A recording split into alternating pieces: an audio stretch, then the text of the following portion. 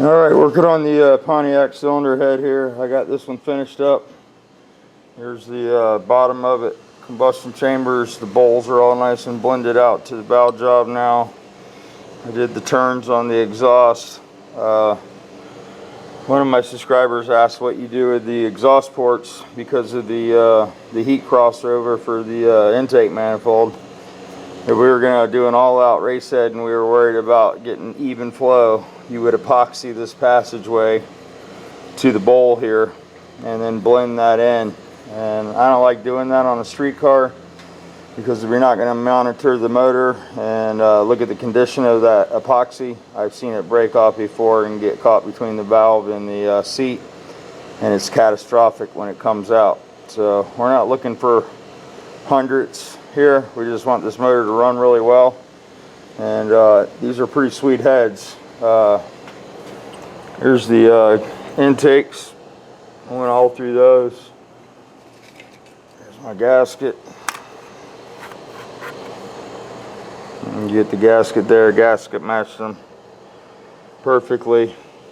A lot of making power in a motor is getting the ports aligned with the intake manifold. And the factory doesn't do really a lot of work on doing this because when you buy a car, the passenger car motor in your typical car is probably 60% efficient. Some of the newer stuff is more efficient, but that's the whole idea behind putting bigger valves and stuff and porting heads, is to up the efficiency of the engine.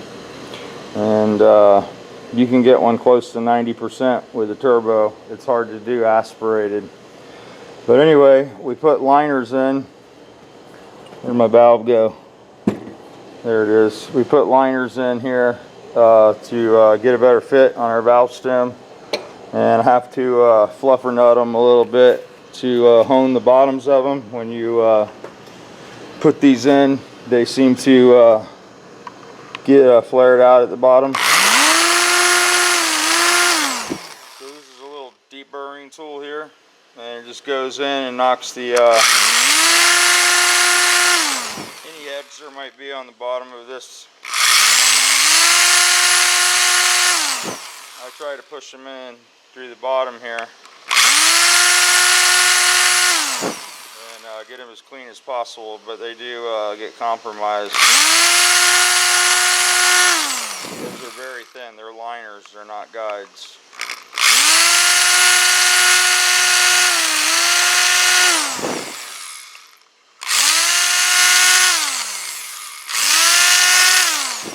Alright, let's see what that did. See if I can find a little air. I think I just need to turn the hose on for a second. Blow these out.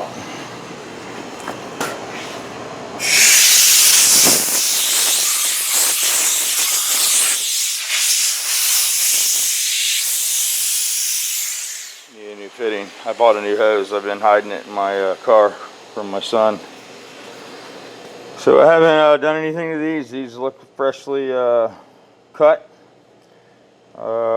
The tips, however, you know, I should probably cut those. But yeah, on an American car, you want that shit tight, baby. Not tight, but you want it nice and snug so you don't get a lot of movement, because it'll lose the valve job. That's pretty decent.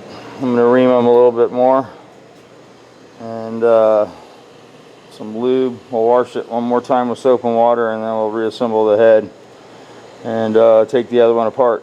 I equaled out the combustion chambers, did the bowls, did the turns on the exhaust. I did the exhaust ports.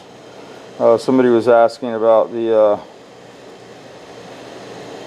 crossover exhaust ports, you know what you do to make those equal, and on a race motor, you know, you would take and fill those with epoxy to the backside of the seat. On a street motor, it's not really a good idea because you're not taking the head off, servicing it ever, and that epoxy can break loose and get stuck between the seat and the valve, and it can be catastrophic. So this does suffer a little bit the two exhaust ports, and when I took the head apart, you could see how these two cylinders had more exhaust reversion around the exhaust valve. And that's when the cam, when both valves are open, it's feeding the hot into our exhaust charge back into the combustion chamber, which is never good. So I tried to pick the exhaust ports up a little bit over there, but a lot of those characteristics are, you know, promoted from that crossover, and that's why a lot of guys go after that and try to eliminate this and equalize the ports. Another thing that I noticed on this deal, Pontiac deal, was the gasket that I got in my gasket kit doesn't separate the two ports, and when I surfaced this part of the head, this doesn't touch. So that's been leaking for a while. The new gasket seals around this edge and doesn't even have anything in the center. It's just wide open. I'll show it to you on the header. I did see some header gaskets down at the store. They had the divider, but I don't know if the divider would work because, like I said, the head is milled down there a little bit. And that could be another thing that's causing some exhaust issues. I just cleaned these up a little bit, basically just the casting flash off of them. And that's about it. They already have double spring, screw and studs, all that good stuff. And this will just make them flow a little better and run a little nicer. And basically it's just blueprinting the head, make it a little sweeter. But that's what's going on. Got a bus that showed up today for oil change and a valve adjustment. So I got to do that. And I went to the boat store yesterday, and they don't stock the seats. You have to order them. So I might have to do that. And they said the shipping was free. And get some seats coming. I just want to replace these. They're still functional, but they don't look really sweet anymore. And I think that's one of the things I just need to do. It'll make the boat look a lot nicer and make Mama want to ride in it more, you know. She doesn't care for the prickly seats. So I went over to US Marine, and they had some pole seats and different stuff, but if you want the convertible type seat that folds down, you have to order those bad boys. So I need to get some of those coming. I got some spark plugs and a set of points and some 5200 to seal some stuff up. You know, some of the sealer needs to be redone, and that's about it. This boat, a couple guys commented about how much boats cost, and this is my I don't know, I've had boats all my life. When I lived in Miami, we had a 23-foot Formula with 327 Chevys in it, and that thing would run 60 miles an hour in 8-foot seas, man, just chop through everything. And we repowered that boat one time when we lived down there. That was sort of a major expense, but that Formula was a really solid piece. And when I moved to Okeechobee from Miami, I had just a bow rider boat with an Evinrude 70 on it, and I gave that to my grandfather, and he rocked it till he died, and never gave him any trouble at all. And then the Regal that I had before I got this boat, I sold with my other house because I had lake access, and I just rolled it into the mortgage. But it was a super nice boat, the Regal. The construction was a lot better, you know, thicker fiberglass, just, you know, more plush and trimmed out boat. And like I said, I traded my motorcycle for this. I got a screaming deal on the bike, and I've got about $3,200 in this boat, and it's a blast, man, just to go out and have fun in it. And it costs nothing. It's cheap fun, really. You know, it's got a little 4-cylinder. It runs all day on a tank of gas. You can ski behind it. It'll go about 50, and it's just fun. It's something that you got to have if you live in Florida. And I know there's boats that are more expensive and probably it costs more to maintain, but I can't bitch. I really haven't spent a penny on this, and the major money that I'm going to spend on this now will be a trailer if I decide to buy one. But yeah, you got to pick your poison, I guess. Here's old Chippy. Oh shit, Chip's back for another 3,000 mile valve adjustment oil change. We just did one on this not too long ago. He puts a lot of mileage on this. I was talking about the temperature dipsticks the other day, and here's one right here. And that's pretty much how it works. You know, it gets hot and this thing goes around and just touches that and turns the light on in the dash. And you can see how it's incorporated on the original oil switch with a spade connector. And this is a really good idea to have one of these, especially if you're a bus person, because you know they tend to run hot just because of the construction. I did have a couple questions, and I'm going to answer these, and this is why I don't like doing it, because most people don't watch my long ass videos.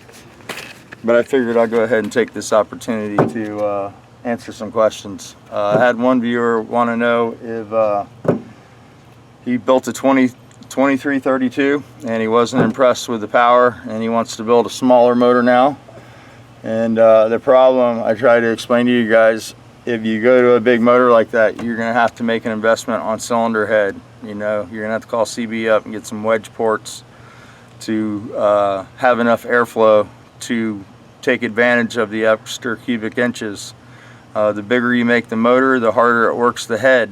If you don't have any port on the head and the valves are small, you're not going to make any noticeable horsepower gain by upping the displacement of the motor. You will pick up some low end torque, but the 2332 is a decent motor. We run an 84 by 94 in the turbo car. It's a flange scat crank with autograph cylinders and with a set of oval ports. They're not wedge ports, they're ovals, but we turbocharge, and when you blow the turbocharge into a motor, you trick the heads into thinking they're twice as big as they are. So you can go a lot less elaborate on cylinder heads when you turbocharge the Volkswagen, otherwise if you were aspirated. But that's one of the key things. If you're going to go bigger on a motor, make sure that you increase the cylinder head size, the valve size, quite a bit. It's important to also increase the carburetor size. If you're running a 2332, you probably need a 51 millimeter carburetor, and then you'll see some power gains from the extra cubic inches. Maybe you could supply it the fuel and air that it needs. The bigger you make the piston and the more stroke you put in the motor, the more air it'll pump. And you have to look at any motor as just a simple air pump. The cylinder heads and the camshaft determine how much fuel and air can come into the motor, and that determines how big the explosion is going to be to drive the piston down to turn the crank. It's basic. But so that's that question. Hopefully that guy will be watching and he'll get that information, or somebody else can use it. But anyway, that's what's going on here. I let this cool off. I think it's pretty cold. I gotta order a belt or see if I have one in stock. I'm gonna replace the belt. I'm gonna adjust the valves, and we're gonna change the oil. One other thing I'd like to address is I had another subscriber ask me about fan housings. He has a scat fan housing, and he notices a considerable difference in the airflow from one side of the fan housing to the other. And I've done some videos in the past and showed you the importance of an OEM type fan housing. They seem to have better direction of the air as far as the vanes and the fan housing. A lot of times the aftermarket, they'll leave some vanes out, the passages and such.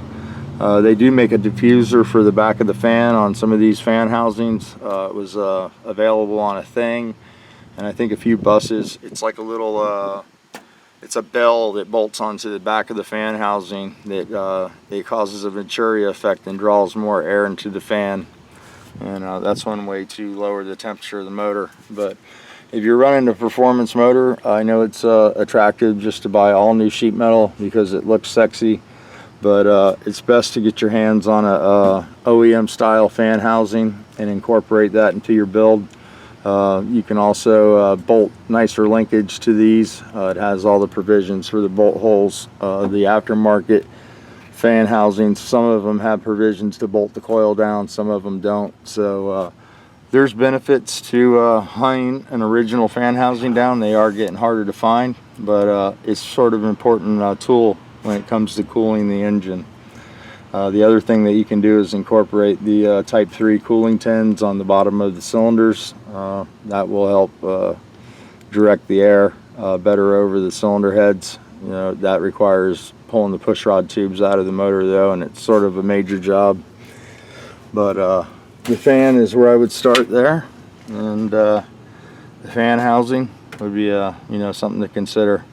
A lot of times too, you either have to slow the fan down or speed it up depending on the RPM that you're cruising in and the gear ratio of your tranny. The optimum speed for the fan is about 3,400 RPM, so you need to try to incorporate that in your target cruise RPM, and then also, you know, make sure that you're not cruising off the power bend of the camshaft if you have an aftermarket cam. So much for not making Volkswagen videos, but I had those questions. Like I said, I'm going to answer the questions. I just would like to deal with less of the drama, and I try to give you guys sound information. I mean, it's not like you know, I'm not a plant manager or an architect or a doctor or any of that stuff, and I don't pretend to be, so I don't try to do those kinds of videos. But I am sort of ingrained into the Volkswagens just because that's the job I had for 20 years. And I was talking to somebody today, and you know, some people, when you tell them you worked on Volkswagens for 20 years, they don't realize that the shop just worked on Volkswagens, and that was it, day in and day out. You know, you get a lot of exposure to what happens, and you get to see a lot of what occurs, you know, when you just work on one type of car. So that was one of the reasons I had to get out of scooters, because I was going crazy just doing the same thing over and over and over and over again. And I found that when I went to doing line work at the dealership, I liked it a little better because I got more of a variety of stuff and problems to work on. So that's what's going on. One other thing, the air cleaner thing. These are the best air cleaners to get, these K&N type. I don't like those small air cleaners. They will restrict the airflow on a K-Tron and make it act like it's too fat. So it's important to stay with the larger air cleaner, and if you're going to, you know, go away from that, make something that's as efficient as that or better. If you take and measure the square area on one of those little round filters, it's quite a bit smaller than what's there, and it cuts the airflow down way too much on the motor. So I'm going to go ahead and turn this off.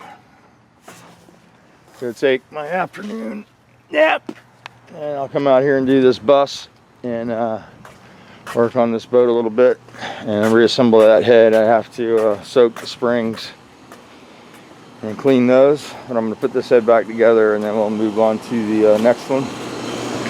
And I have to order a distributor for the Pontiac, and I'd like to get it built while I have everything off the motor, or off the car I should say, the car off the motor.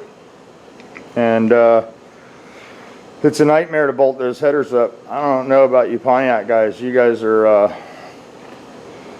you just asked for it, you must like it that way, but those are impossible to put on, so that's going to be a real treat.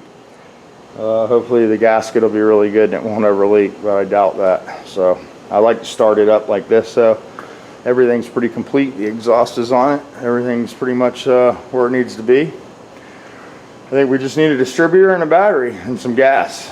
So let me finish dicking with these. They're blowing up the forest again. That was a bomb. But you can see the factory tooling marks in here.